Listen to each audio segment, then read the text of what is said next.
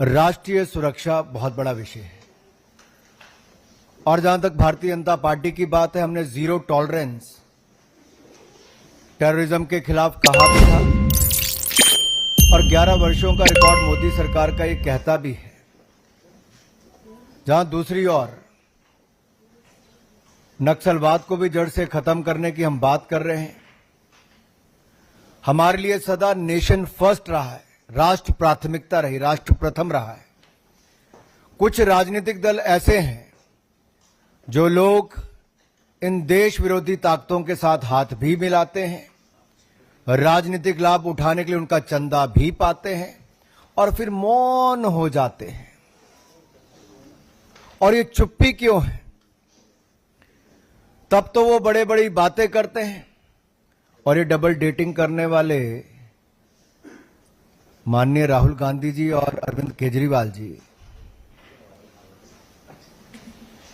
ये बाहर से कुछ और अंदर से एक ही नजर आते हैं।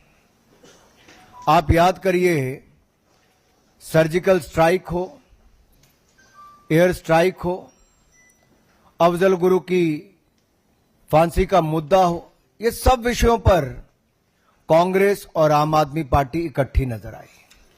राहुल गांधी जी, अरविंद केजरीवाल जी इकट्ठे नजर आए।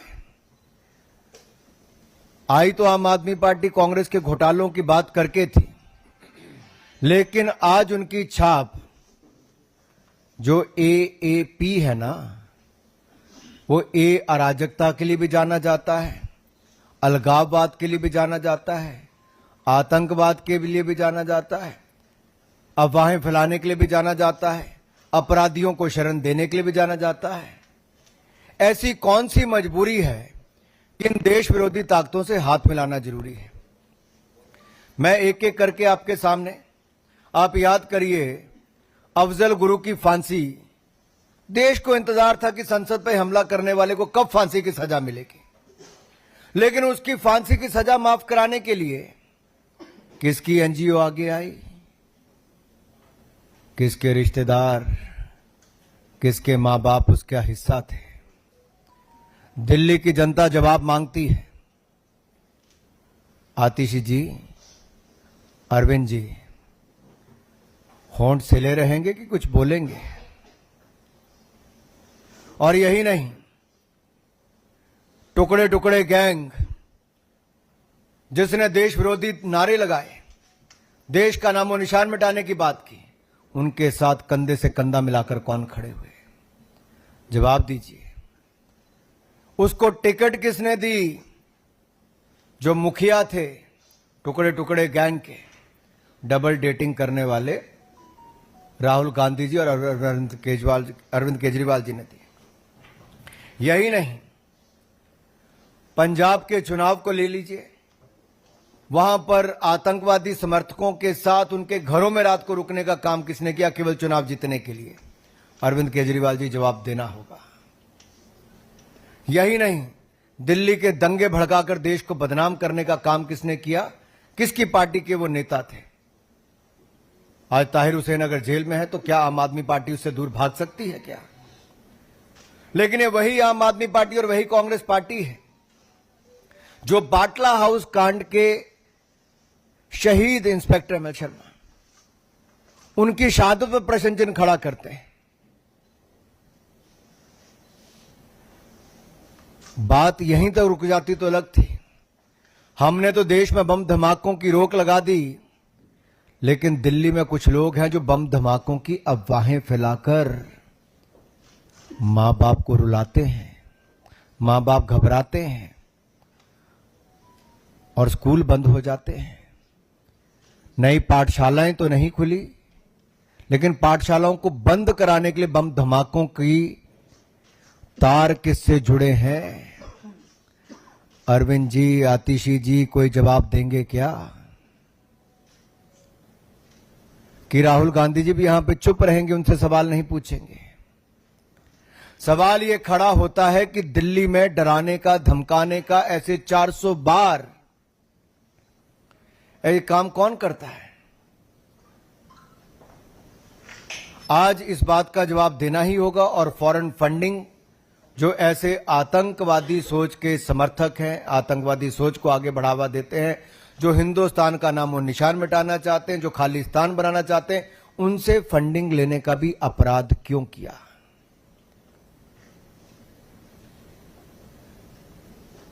ग्यारह साल अरविंद केजरीवाल जी आपने और आपकी पार्टी ने सरकार चलाई है।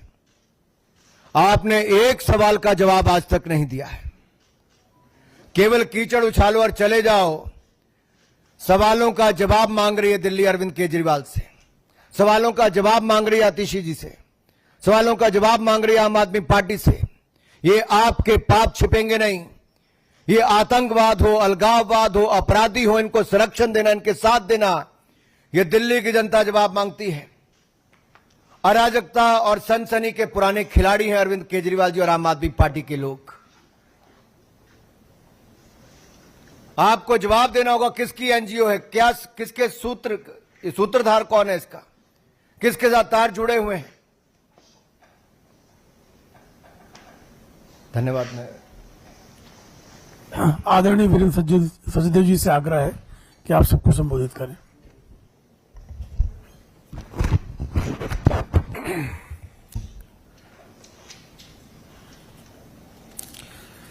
आदरणीय अनुराग जी, उपस्थित सभी साथी मित्रों, अनुराग जी ने विस्तार से बता दिया कि कैसे आम आदमी पार्टी देश विरोधी ताकतों को पालने का काम करती है। और हम बार बार इस बात को कह रहे हैं कि दिल्ली में सामाजिक सद्भाव, शांति बिगाड़ने का काम आम आदमी पार्टी का स्लीपर सेल करता है। एक जुवेनाइल जिसके पास 400 से ज्यादा हॉक्स ईमेल वो करता है, वो डाटा पहुंचाने का काम किसने किया, ये आम आदमी पार्टी को बताना चाहिए। मैं इसलिए कह रहा हूं कि उस एनजीओ के संबंध सीधे सीधे किससे जुड़े हैं ये सबको पता है। पर जैसा अनुराग जी ने कहा कि अरविंद केजरीवाल मुंह नहीं खोलेंगे, और सिर्फ प्राइवेट स्कूल में ही क्यों वो मेल जाती हैं, दिल्ली के सरकारी स्कूल में क्यों नहीं जाती? लाखों करोड़ों रुपए का बर्बादी, कितनी दहशत, हजारों हजार बच्चे, उनके परिवार, टीचर्स, सब दहशत के घेरे में, पूरी दिल्ली दहशत के घेरे में। क्या मिलता है अरविंद केजरीवाल इससे? आपको क्या हासिल करना चाहते हैं आप? और ये संयोग नहीं है। दिल्ली विधानसभा का चुनाव आता है तो शाहीन बाग, उत्तर पूर्वी का दंगा आता है। अब फिर दिल्ली विधानसभा का चुनाव आ रहा है तो इस तरह के प्रपंच रचे जा रहे हैं कि किसी तरह से दिल्ली को दहलाया जाए। और किसके समर्थन में बोलते हैं आपकी एनजीओ? अफजल हम शर्मिंदा हैं, तेरे कातिल जिंदा हैं, भारत तेरे टुकड़े होंगे, इंशाअल्लाह इंशाअल्लाह। इनके समर्थन में बोलने वाली एनजीओ अगर उसके संबंध इस पूरे हॉक्स कॉल से जुड़ रहे हैं तो आप समझ लीजिए कि दिल्ली की सरकार, अरविंद केजरीवाल दिल्ली को किस दिशा में लेके जाना चाहते हैं। और आज जो एक दूसरे के खिलाफ बोलने का काम कर रहे हैं, राहुल गांधी हो या अरविंद केजरीवाल, जब ये घटना हुई थी जेएनयू वाली, उस समय राहुल गांधी भी वहीं गए थे समर्थन देने के लिए, जैसे अरविंद केजरीवाल भागे थे। और ये कोई एक घटनाक्रम नहीं है। जेएनयू की घटना पर जिस तरह से सीबीआई ने फॉरेंसिक रिपोर्ट लैब में जाके जांच करवाई थी, लेकिन दिल्ली की अरविंद केजरीवाल सरकार की जिद थी कि नहीं जी हम अपनी लैब से करवाएंगे। इन्होंने हैदराबाद की एक लैब से कराई और जानकारी मिली कि 2 उसमें वीडियो क्लिप जिसमें छेड़छाड़ की गई वो दिल्ली सरकार के इशारे पे की गई थी, जिसमें उमर खालिद और वो बाकी कामरेड नारे लगा रहे थे। कितना बचाने की कोशिश करोगे?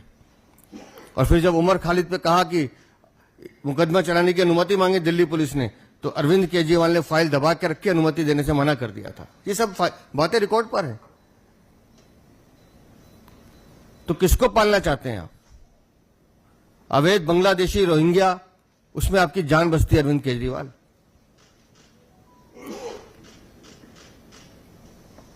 एक खान पे हमला होता है तो अरविंद केजरीवाल सारे काम छोड़ के प्रेस कॉन्फ्रेंस करने बैठते हैं, लेकिन जब वो हमलावर पकड़ा जाता है और वो बांग्लादेशी निकलता है तो ये चुप हो जाता है।